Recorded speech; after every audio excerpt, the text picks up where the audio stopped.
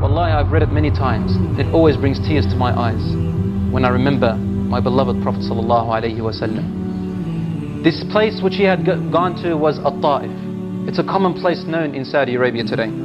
At that time they were full of people who worshipped idols and were non-believers. It's about 60 kilometers away from Mecca. So he went on that journey with his freed slave. Like he had a slave whom he bought and then freed him. That was a common practice of the Prophet sallallahu alaihi wasallam. And he ordered and advised his companions to do the same thing. Buy slaves and free them. So he freed his slave named Zayd ibn Harith. And they went out to At-Ta'if. As soon as he arrived to At-Ta'if, he spoke with the first man he saw and said, with the most greatest wisdom of words and the kindest manner, the Prophet ﷺ used to approach them and say, I am the messenger of God, and God has brought the Quran to you, and used to recite the Quran to them to prove to them how this is not words of man. And then he would advise them and tell them the commandments and the prohibitions and the wisdoms which Allah subhanahu wa ta'ala brought to him. The first man scorned him and said, away from me, O crazy man. So he went to another man, a leader of theirs, and he said to him, couldn't God have sent any other messenger than you? And then another man said to him, he said, if you truly are a prophet, then I am not worthy of listening to you. And if you are not a prophet, then you're a liar. Get away from you, insignificant man. Scorns after scorns, until finally he stayed there for more than 7 nights, 10 days, more than 10 days, calling the people and trying to address them, wallahi, with his full heart, trying to save them. So they got sick of him. Not one of them responded, not one. They got so sick of him that they wanted to exile him and throw him out. He was an unwelcome guest. So they brought the children, young boys and girls, and they brought the women behind the boys and girls, and then the men, the slaves and the servants behind the women, and then their leaders stood even behind them watching and laughing as they subjected the Prophet sallallahu alaihi wasallam to a narrow path. Imagine now a line on this side and a line on this side.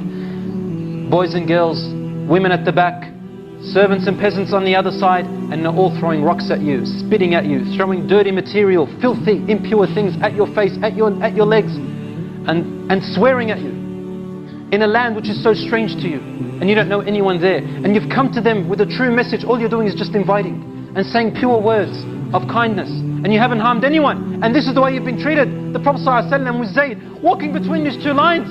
They threw the filth at him ﷺ until his legs began to bleed on both sides. And Zayd ibn Harith tried to protect him, and he was injured in his head and the blood was seeping from him, subjecting him to a few kilometers down, almost about 2 kilometers. All on his side, children, women spitting at him, cursing him, abusing him, laughing at him, pointing at him. Sallallahu alaihi wasallam, almost a 42 or 43-year-old man. Until finally, at that time, very tired and exhausted, he sought refuge in one of the numerous gardens. He sat tired beneath one of the trees of the gardens, and the people left him. But Allah subhanahu wa ta'ala sent 2 sons of Rabi'ah, and they felt a bit of remorse for this man. So they said to their servant, they had a slave, a Christian slave, and his name was Addas. Said, go and take this tray of grapes to that man. We feel sorry for him. So Addas, the Christian slave, went to the Prophet sallallahu alaihi wasallam, and he gave him the grapes. Then the Prophet sallallahu alaihi wasallam said some words which shocked Addas. He said, Bismillah. Because when we eat, we say Bismillah, in the name of God. The man Addas looked at him peculiarly and said, where did you learn these words? These words are not common to the people of this land. I've never heard them before. The Prophet ﷺ looked at him with a smile, because that's his character. Even though he was treated so badly by all the people of the city,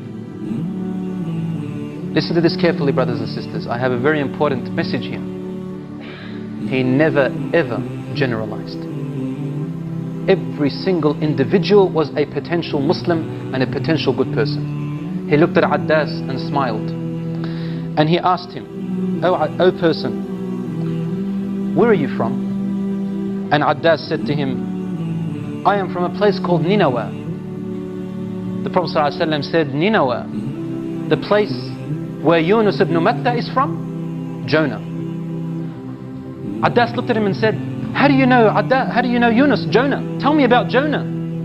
It was mentioned in the Bible. The Prophet, peace be upon him, then said, "Jonah is my brother," meaning his brother in prophethood, "and he is a prophet of God, and I am also a prophet of God." As soon as he said that, Addas began to kiss his forehead and his hands and his legs, and he began to cry. His leaders who were looking at him, they raced up to him and said to him, "Addas, come back here, what are you doing?" They brought him back and they said to him, "Don't follow him. Your religion is better than his religion. Don't get stung by him."